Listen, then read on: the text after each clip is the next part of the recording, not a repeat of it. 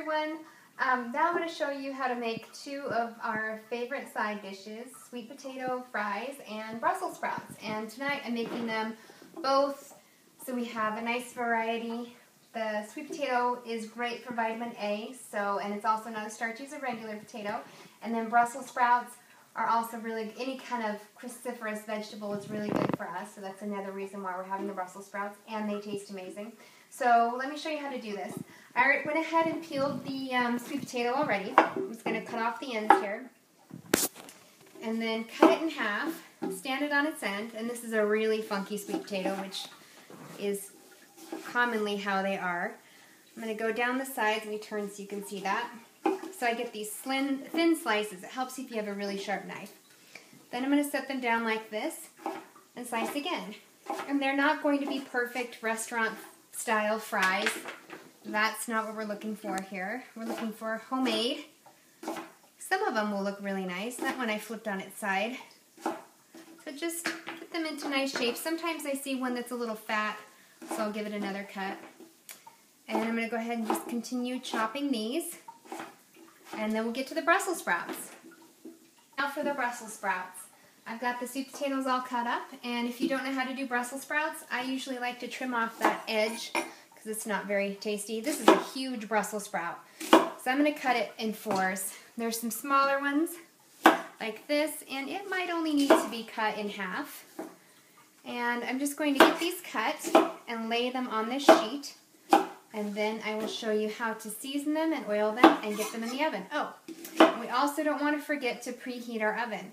I like to roast vegetables like this at about 450. And if you have a convection on your oven, then that's even better. If you don't, then no worries. They'll roast just fine on a regular 450. I'm just going to check the Brussels sprouts and the sweet potatoes to see if they're done. And this is a good time to flip them. I would say it's been about 15 minutes. And I just kind of watch them, and when they start to get a little bit brown, they're getting almost done. You could always pop one in your mouth once it's cooled and taste it to see if they're done too. So I'm just going to move them around a little bit, make sure they all have oil, make sure nobody's getting left behind and getting burnt. And then I'm going to put them back in the oven.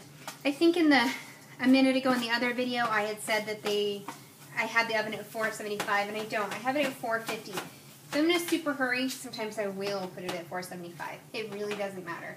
It's just going to cook faster if you do that. So in they go again. A little bit more color. They're almost finished. Brussels sprouts are finished cooking. I'm going to go ahead and take them out. Oh, that's hot. And you can see they're done. They've got a lot of these little crispy ones, which are our favorite little parts. So to dress these up, you could just eat them like this. They're just delicious as is. You don't have to do a thing to them. But to make them really tangy and give them a little extra zip, I like to use my dressing. And it's a salad dressing that I've concocted, but it's also good on any vegetables that you can think of, especially green veggies like Brussels sprouts and broccoli. So I'm going to take this dressing, shake it up. It needs to set out of the fridge for a few minutes because olive oil, if it's good olive oil, will set up hard in the fridge. If it doesn't set up hard in the fridge, you know that you have purchased a fake olive oil, and you should definitely take it back and get something that's certified in real olive oil. So I'm just going to go ahead and drizzle some of this on here. It's lemony, garlicky, tangy, and just goes really, really well with our tangy fish.